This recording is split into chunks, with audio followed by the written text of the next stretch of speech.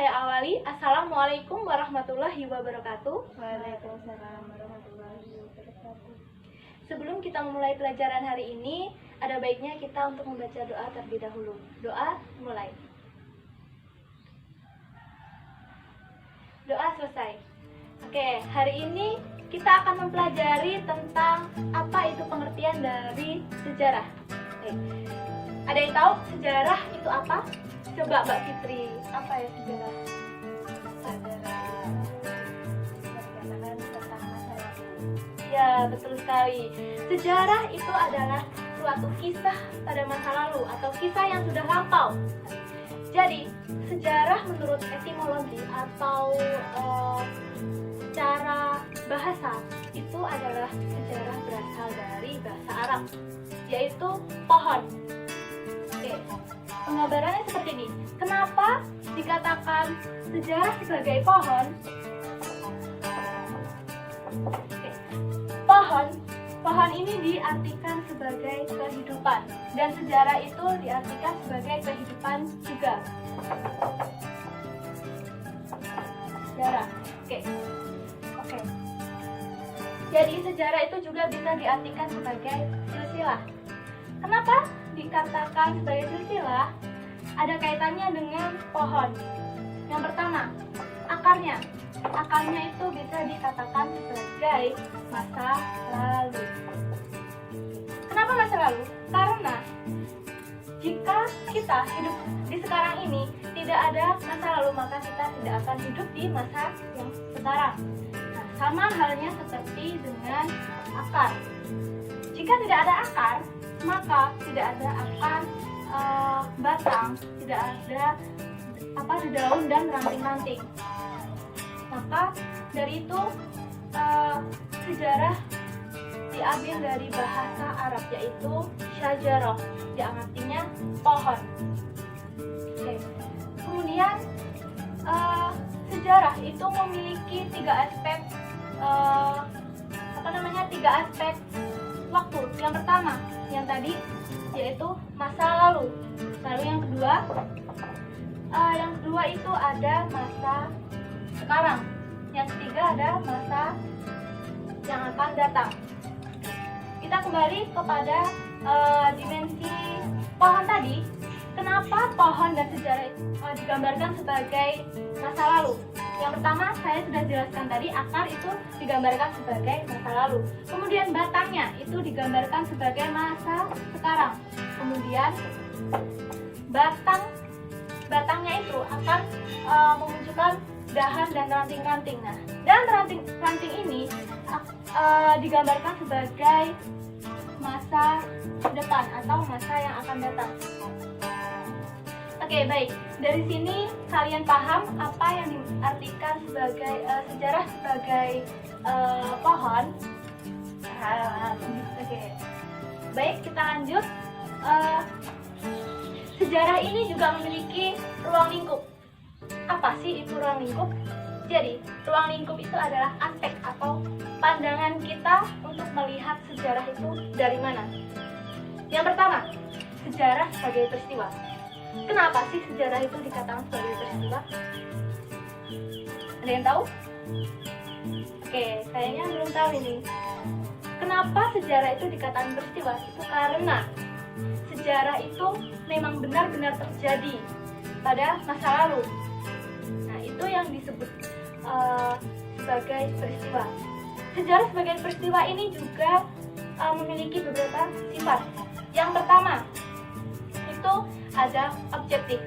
Kenapa sejarah itu dikatakan objektif?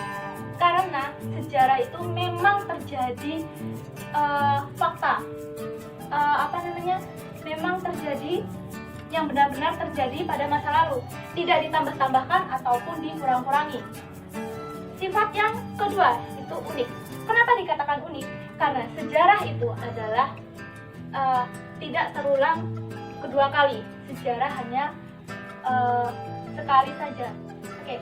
Sifat yang ketiga atau yang terakhir itu sejarah penting. Kenapa sejarah itu dikatakan penting?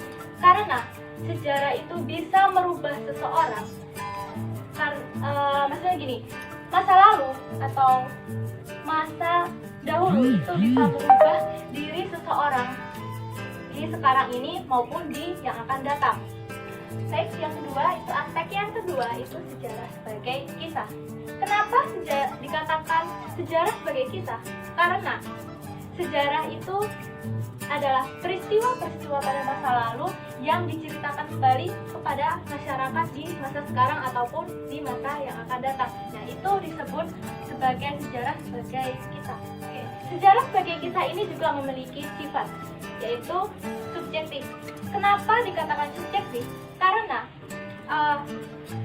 cerita-cerita pada masa lalu itu tergantung pada siapa yang menceritakannya. Contohnya seperti pembacaan teks proklamasi kemerdekaan Indonesia. Menurut sejarawan dari Jepang, itu adalah titik awal runtuhnya pemerintahan Jepang di Indonesia. Beda lagi dari pandangan dari sejarawan Indonesia. Dari sejarawan Indonesia, pembacaan teks proklamasi kemerdekaan itu adalah titik awal kemerdekaan atau suatu terbentuknya negara yang diinginkan oleh masyarakat Indonesia itu tersendiri. Oke, lanjut. Yang ketiga itu ada aspek sejarah sebagai ilmu.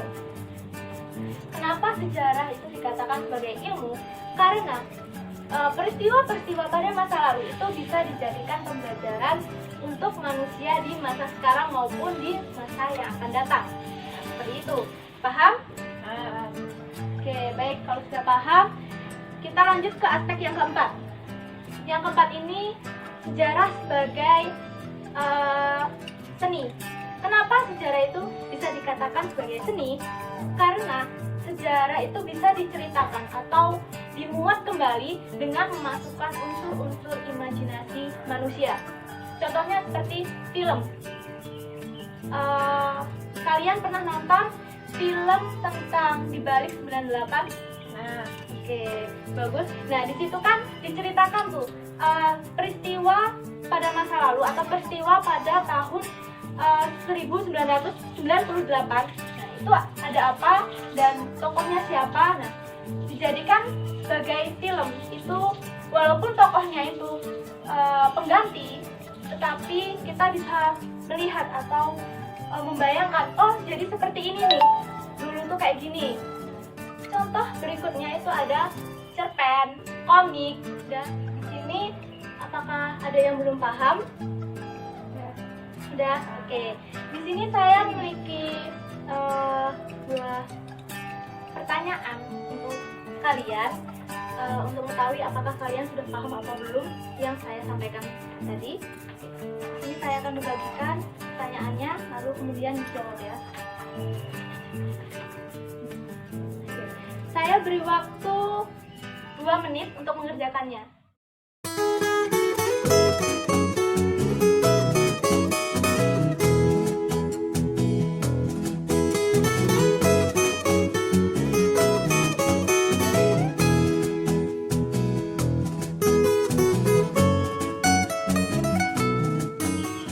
Baik, untuk Mbak Fitri, silahkan dibacakan soalnya yang pertama dan jawabannya. Yang pertama, mengapa sejarah dikaitkan sebagai pohon? Jawabannya karena pohon menunjukkan adanya suatu pertumbuhan. Di dalam kata sejarah tersimpan makna pertumbuhan atau silsilah. Ya, benar sekali. Kemudian yang kedua,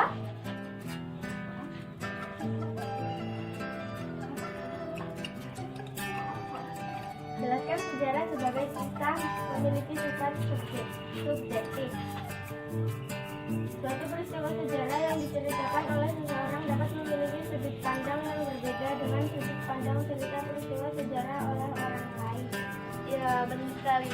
Beri aplaus untuk diri kita sendiri. Oke, karena kalian bisa menjawab pertanyaan dengan benar, Ibu punya hadiah nih buat kalian. Silakan. Makasih. Iya, sama-sama. Oke, sampai sini ada yang belum paham tentang Oke, kalau sudah paham, Ibu beri tugas tugas untuk kalian agar kalian tambah paham tentang materi yang saya sampaikan di hari ini. Oke. Tugasnya buatlah makalah tentang sejarah, entah itu sejarah apa, entah sejarah kemerdekaan Indonesia, entah sejarah perang, terserah. Kalian buat makalah dan besok bisa dikumpul di meja saya.